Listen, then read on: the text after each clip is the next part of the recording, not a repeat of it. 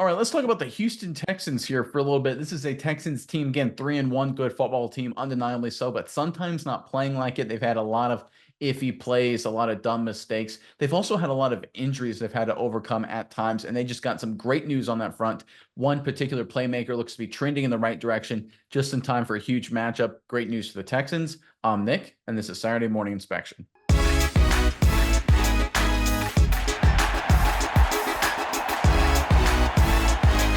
All right, the Houston Texans are probably the NFL's most interesting 3-1 team. We all know they're a good team, but sometimes they don't really show up with a lot of sloppy mistakes. But they've been battling through some injuries. Of course, they had a number of them last week against the Jacksonville Jaguars. They were able to overcome that with a late victory, but they're heading into a big-time matchup against the Buffalo Bills team that's going to be angry after a disappointing defeat on their part against the Baltimore Ravens last week. So all hands on deck are needed for the Texans for a statement victory. Fortunately for them, they just got some great news on the injury front. Let's pull up this report courtesy of NBC Houston. Wide receiver Tank Dell has practiced the past 2 days, his first work since badly bruising his ribs against the Vikings when he landed on the football and missed the Jaguars game the following week. Dell caught a season-high 5 passes for 62 yards on 6 targets in the Texans' 34-7 loss to the Vikings. I am very excited to have Tank back, Texans coach DeMeco Ryan said. I definitely missed him last week. Tank is a big-time player for us, so we missed him.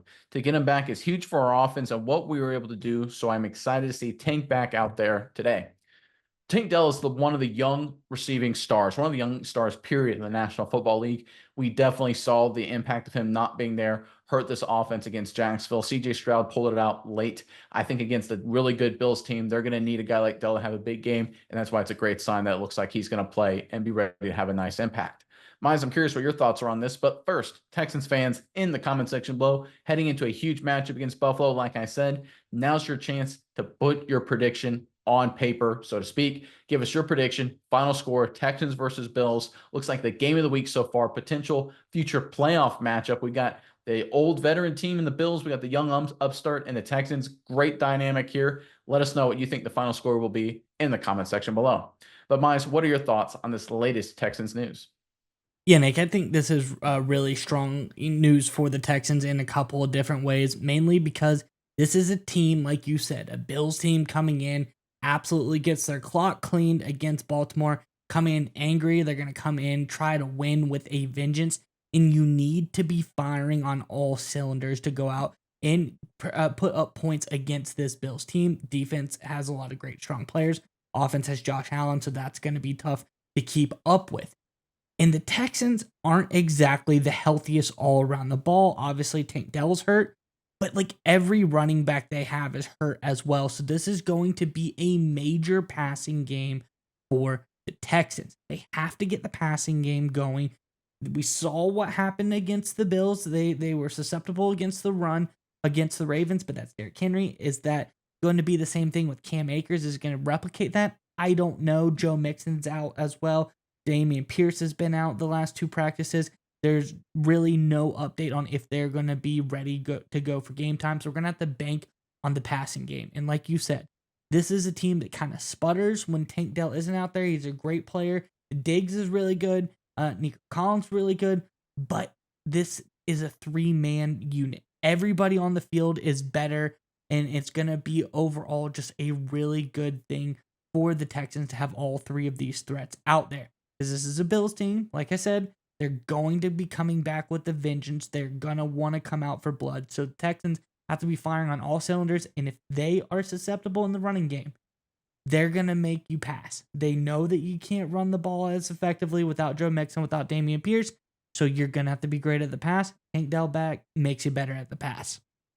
Yeah, especially consider the fact that this Bills secondary, according to PFF, is 24th in the National Football League, right? That's their weakness. We saw the Baltimore Ravens run all over them, but let's be totally honest, with the Baltimore Ravens last few weeks have literally ran over everybody, right? It doesn't matter who you line up in front of. You can line up the 85 Bears in front of the way the Ravens are blocking and running right now with Henry and Jackson, and they couldn't stop it, right? It's been a machine coming out of Baltimore. So it's important to understand for you Houston fans out there, this is going to be a game where you're not leaning on the running game. You're going to be leaning on the passing game. And I love the fact that Tank Dell is ready to come out and have a huge impact, looks 100% healthy, or at least as healthy as you're going to be at this point in the season. Because I think one of the issues with the Texans, and it's been very well documented, they've been very sloppy, right? A lot of dumb penalties, a lot of dumb mistakes, offensive line issues up front.